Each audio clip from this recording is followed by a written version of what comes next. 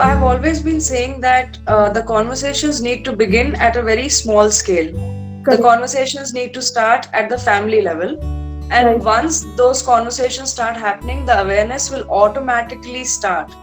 So I've always said that parents or caregivers or people who are aware of a lot of things should openly talk about it.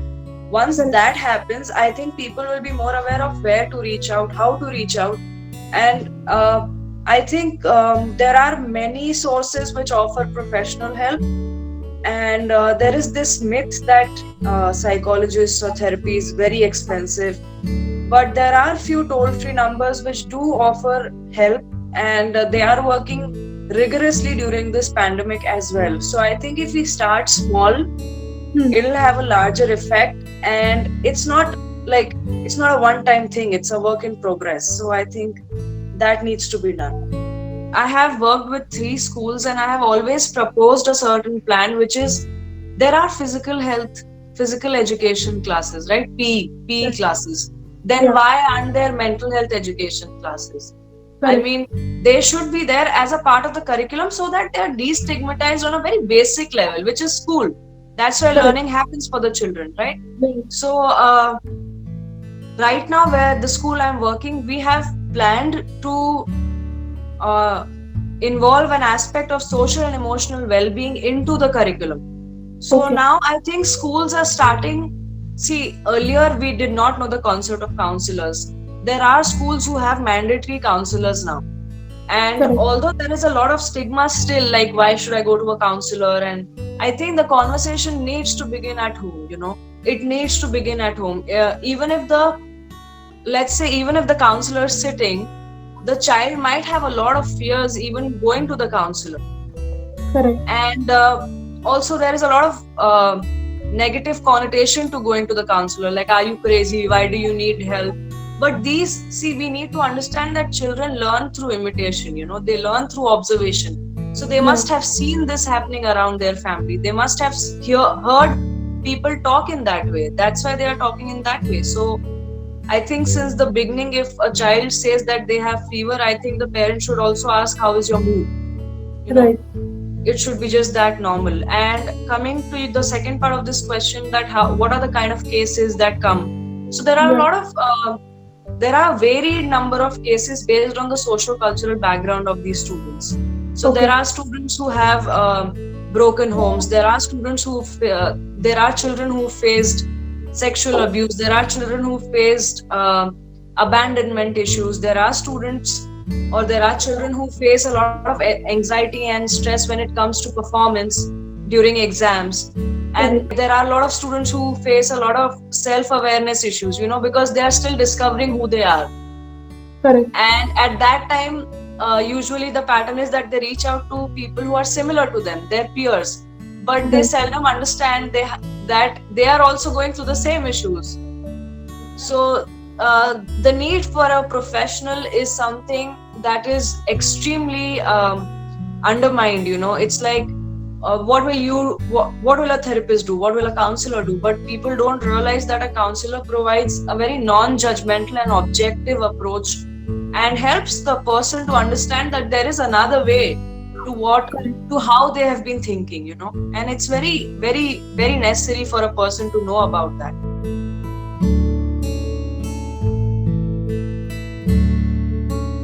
Students need to find the right sources of people whom they can stay in touch with. There are always teachers, there are always counselors at school whom the students need to openly reach out to. Now there is a community that can be built within the students itself. Then they themselves can help each other out, and they need to find a purpose, a larger purpose which is longer, which will stay longer than the pandemic. I hope so. So once they find out that purpose and they work towards it, I think the instability, and the how should I put it, like the uncertainty of things around them will start seeming less overwhelming. A community is something that they should build amongst themselves right now, because all of them are facing a similar situation. We all think that it's affecting each one differently, but we are all in this together, right?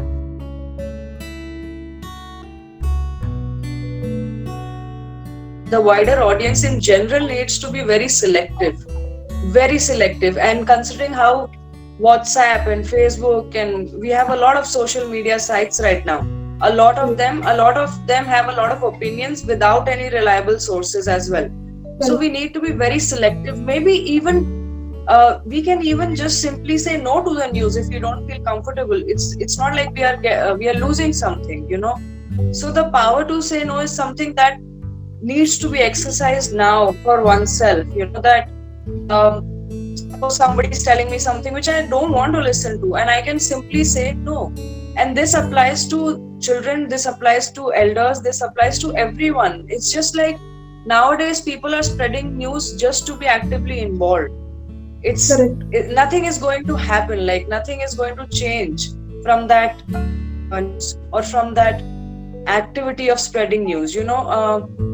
As long as we are on the right track and we know what we need to do in our personal lives, things will still be the same.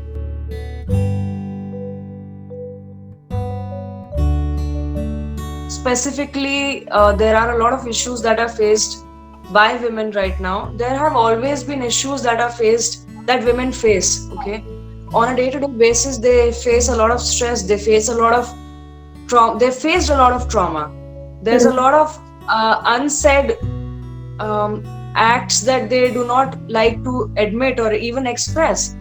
And I think even depression is a very common thing that has been seen in women, A, because they're likely to reach out for help, so it is like noted down more, but B, also because of the genetic composition on some level, right?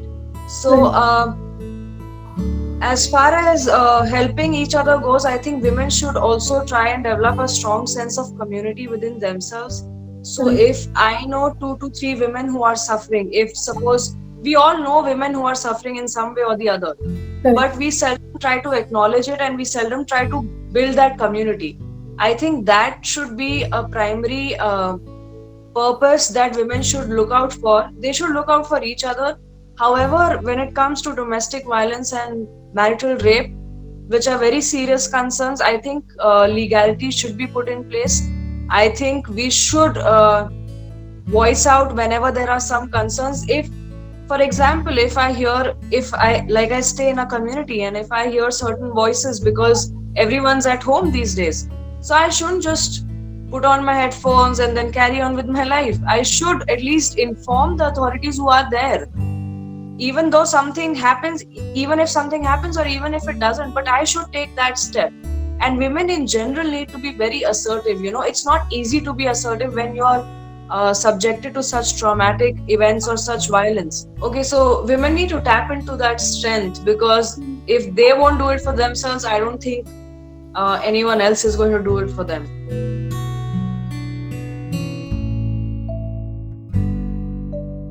I strongly believe that psychological stress could lead to a lot of physical health issues as well.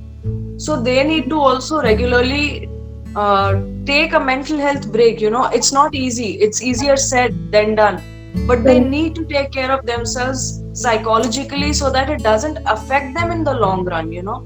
And the family as such is facing a lot of separation anxiety and a lot of abandonment in the times of, in such times they need their loved ones around them. But then I think again, like the question itself is very helpful, you know, because people are not talking about it. So everyone's thinking that their own problems are the biggest right now. But like I said earlier, we are all in this together. So no matter however it's affecting us, we need to be there for each other. So if, again, the same thing, if suppose you know a family that is away from the loved one, what are you going to do about it?